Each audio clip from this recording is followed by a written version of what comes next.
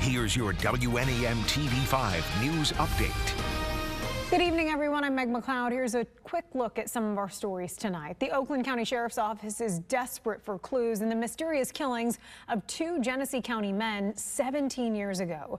The bodies of Terry Holman and Ronnie Tripp were found along I-75 just south of the M15 exit in Independence Township in April of 2008. Their bodies were discovered under some trees by a state surveying crew. Police say both men were shot in the head. Holman and Tripp were both retired and lived together in Flint Township. They were last seen in October of 2006.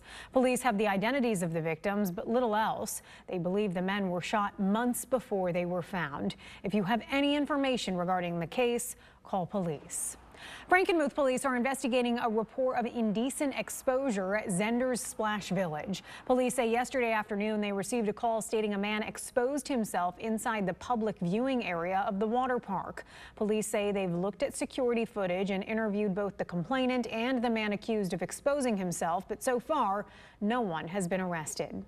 Absentee ballots are now available for voters living in cities where a May 6th special election is taking place.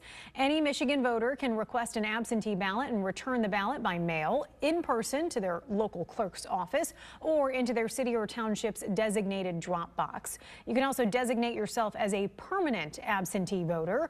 Regardless of how it's returned, it must arrive at the local election clerk's office by 8 on Election Day. And now here's Diane with your first alert forecast.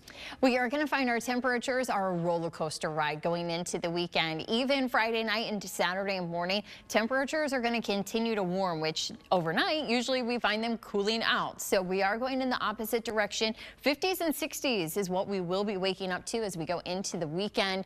But we will also find that it doesn't last, because as we try to bring in that warmer air, if you are further north, you're going to struggle to hold on to that heat, because into the afternoon we have 30s and 40s that start to arrive while we're still holding on to the warmer conditions south before everybody does slip back into those 30s. But Sunday is when we do try to bring back in a little bit of that warmth, and where that warm air goes is not only going to affect the temperatures but the rain chances as well. But for tonight, a lot of our rain has now moved out. We will have a little bit of a clearing at times, but those clouds do try to fill back in on Saturday as we have a stationary front setting up into northern lower peninsula closer to the Straits, but that could sag a little bit further south, bringing us some rain chances, even a little bit of a wintry mix in our northern counties.